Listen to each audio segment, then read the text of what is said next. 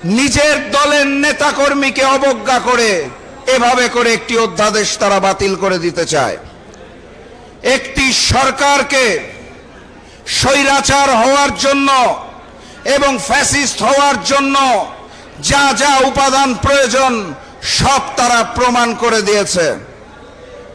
আপনারা খেয়াল করে দেখবেন, বিচার বিভাগকে ব্যবহার করার জন্য সুপ্রিম কোর্টের আইনজীবী নিয়োগের যে স্বাধীনতা ছিল সেখানেও সরকারি হস্তক্ষেপ, সেই অধ্যাদেশও বাদ দিয়ে দেওয়া হচ্ছে। অর্থাৎ তারা বিচার বিভাগকে ব্যবহার করতে চায়, তারা নতুন করে স্বৈরাচার হতে চায়। বিরোধী দলকে দমন করার জন্য পুলিশকে নিয়ে যে অধ্যাদেশ করা হয়েছিল সেই অধ্যাদেশকেও তারা বাদ দিয়ে দিচ্ছে। একের পর এক বিভিন্ন অধ্যাদেশকে বাতিলের মাধ্যমে তারা নতুন করে স্বৈরাচার হয়ে উঠতে চায়, তারা নতুন করে ফ্যাসিজমের জন্ম দিতে চায়। আর এই যে জুলাই সনদ, জানি আমাদের নতুন করে এখন আন্দোলনে নামতে হচ্ছে, সেটা তারা মুখে বলে অক্ষরে অক্ষরে বাস্তবায়ন করব, অথচ তারা সংস্কার পরিষদের শপথ নিতেই রাজি হয় না।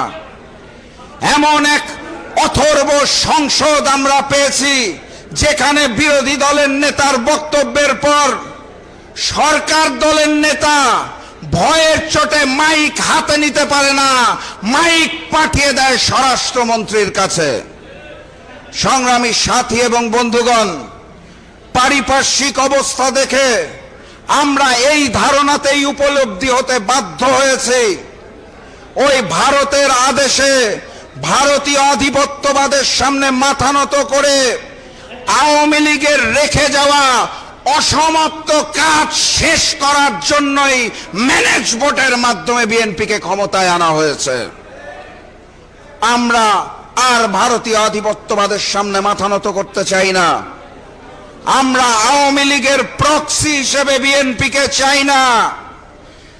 আমরা তারেক রহমান প্রধানমন্ত্রীর প্রক্সি হিসেবে প্রক্সি প্রধানমন্ত্রী সালাউদ্দিন সাহেবকে চাই না।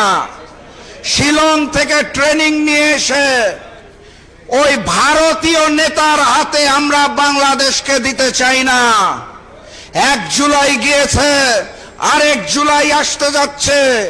আমি আজকে এই 46তম প্রতিষ্ঠাবার্ষিকীর মঞ্চ থেকে জাগপার সকল নেতা কর্মীকে স্পষ্ট ভাষায় জানিয়ে দিতে চাই, আরো একটি অভ্যুত্থান করতে হবে, আবারও আজাদির বিজয় ছিনিয়ে আনতে হবে, ইনকিলাব জিন্দাবাদ বলে ঝাঁপিয়ে পড়তে হবে, নতুন বাংলাদেশকে স্বাধীন, সার্বভৌম এবং ভারতীয় প্রভাব মুক্ত করতে হবে। তার আগে কোনো ছুটি নাই।